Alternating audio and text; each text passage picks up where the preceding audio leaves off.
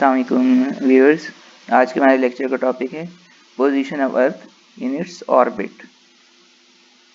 Orbit से मुराद ज़मीन का वो पाथ है जिसमें वो सूरज के गिर्द चक्कर लगाती है, जिसे रेवोल्यूशन ऑफ अर्थ कहते हैं। ज़मीन का ऑर्बिट एग्जैक्ट सर्कुलर ऑर्बिट नहीं है, बल्कि वो एलिप्टिकल ऑर्बिट है, एलिप्स शेप्ड है।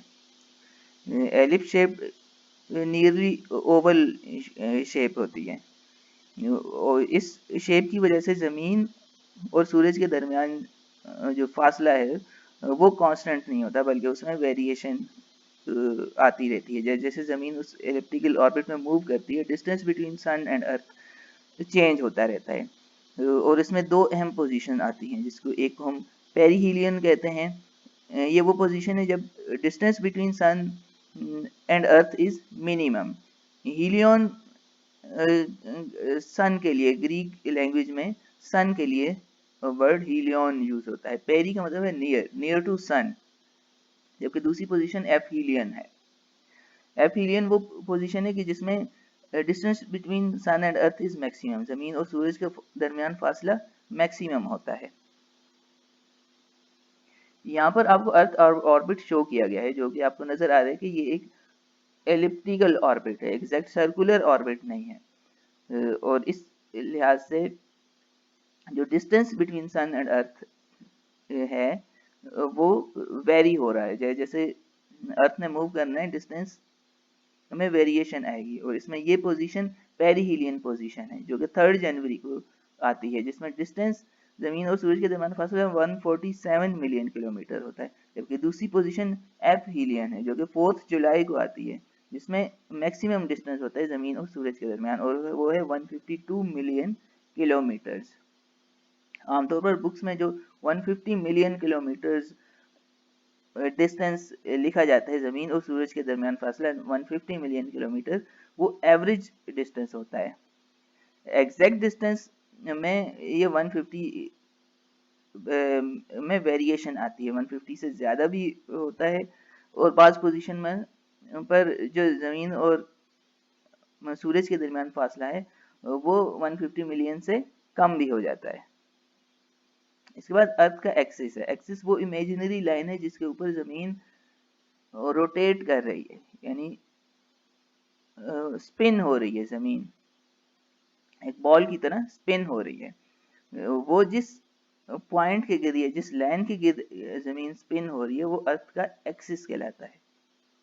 और एक्सिस के ऊपर ज़मीन 24 घंटे में एक चक्कर मुकम्मल करती है, जिसको अर्थ की रोटेशन कहते हैं, रोटेशन ऑफ अर्थ।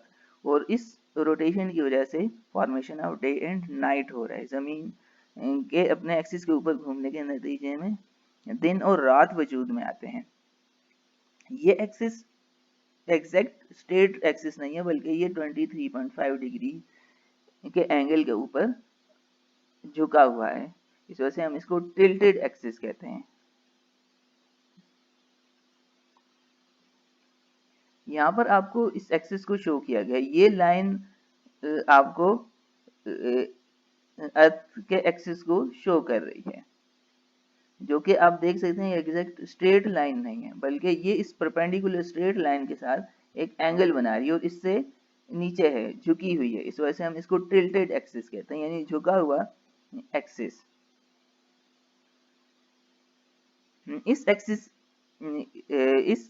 एक्सिस के गिर्द जमीन रोटेट हो रही है, और उस रोटेशन के नतीजे, ये रोटेशन 24 घंटे में, तकरीबन 24 घंटे में कंप्लीट होती है, जिससे formation of day and night हो रहा है, जमीन दिन और रात वजूद में आते हैं। अब ये एक्सियल टिल्ट कितना है? ये 23.5 डिग्री है। ये हम कहते हैं कि 23 डिग्री और 30 मिनट्स है इस परपेंडिकुलर लाइन के साथ। ये 23 डिग्री और 30 मिनट्स यानी 23.5 डिग्री के एंगल के ऊपर झुकी हुई है। यह इस प्लेन के साथ अगर हम इसका एंगल कैलकुलेट करें तो ये 66 डिग्री और 30 मिनट्स यानी 66.5 डिग्री का एंगल बनता है इस प्लेन के साथ। हॉरिजेंटल प्लेन के साथ। इसके बाद वेरिएशंस इन टिल्ट। ये जो टिल्ट है इसमें वेरिएशन भी आ सकता है, ये आता रहा है। और हमें स्टडी से पता चलता है कि ये जो एक्सिस का टिल्ट है ये 22.2 डिग्री से लेकर 24.5 डिग्री के दरमियान रहा है मुख्तलिफ टाइम पीरियड्स में। इस वक्त ये 23.5 डिग्री है, लेकिन माजी में ये 22.2 डिग्री भी रहा है और 24.5 डिग्री के दरमियान भी इसमें वेरिएशन होती रही है। और इसका इफेक्ट क्या होता है? इसका इफेक्ट सीजनैलिटी के ऊपर होता है।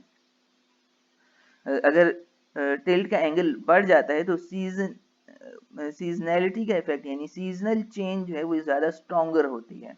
और अगर ये कम हो जाता है जो तो सीजनल चेंज यानी कि मैक्सिमम और मिनिमम टेम्परेचर के दरमियान या विंटर और समर सीजन के दरमियान जो डिफरेंस है वो कम हो जाएगा। और अगर ये एग्जैक्ट स्ट्रेट हो जाए तो वेदर डिस्टेंस जो होगा विंटर और समर सीजन में जो डिफरेंस होगा वो मिनिमम हो जाएगा। शुक्रिया स्टूडेंट्स, नेक्स्ट लेक्चर में मिलते हैं एक नए टॉपिक के साथ। अल्लाह हाफिज़।